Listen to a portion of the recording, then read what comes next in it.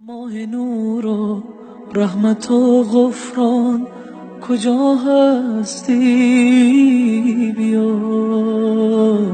ماه شوق و لذت. به نام خداوند بخشنده و مهربان.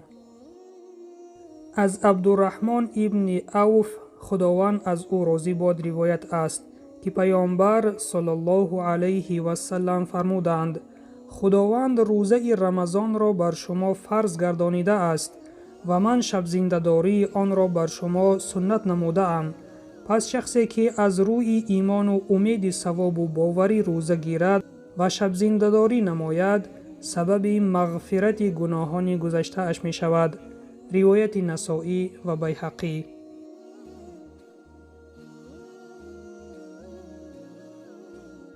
الله سبحانه و تعالی روزه داشتن در ماه شریف رمضان را به هر یک مسلمان عاقل و سالم و بالغ فرض گردانیده است و شبهای آن را با عبادت گذرانیدن سنت می باشد.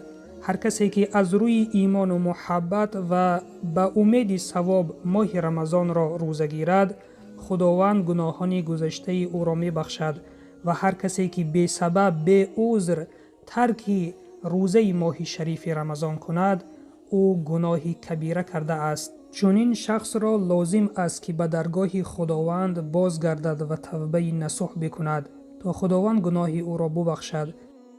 و هر مسلمانی که روزه ماه شریف رمضان را انکار کند، یعنی آن را نپذیرد، گوید که از جانب الله نیست، پس از ایمان خارج شود. چون با انکار کردن یکی از آیات‌های قرآن انسان از ایمان خارج می شود.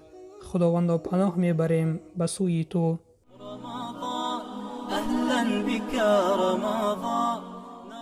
خلاصه برادر و خواهر ایمانیم، از مضمون این حدیث به ما معلوم گشت که روزه داشتن ماه شریف رمضان به هر یک مسلمان عاقل و بالغ و سالم فرض می باشد و شبهای آن را با عبادت گذرانیدن، نماز تراویح خواندن و دیگر نمازهای نفل، نمازهای تهجد خواندن از سنت ها می باشند.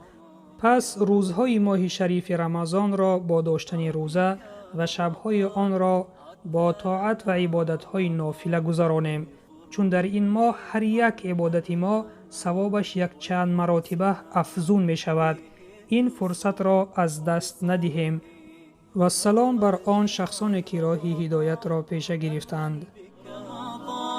أهلا بك رمضان نرقى بك رمضان عدت لنا رمضان وبقربه عم الأمان.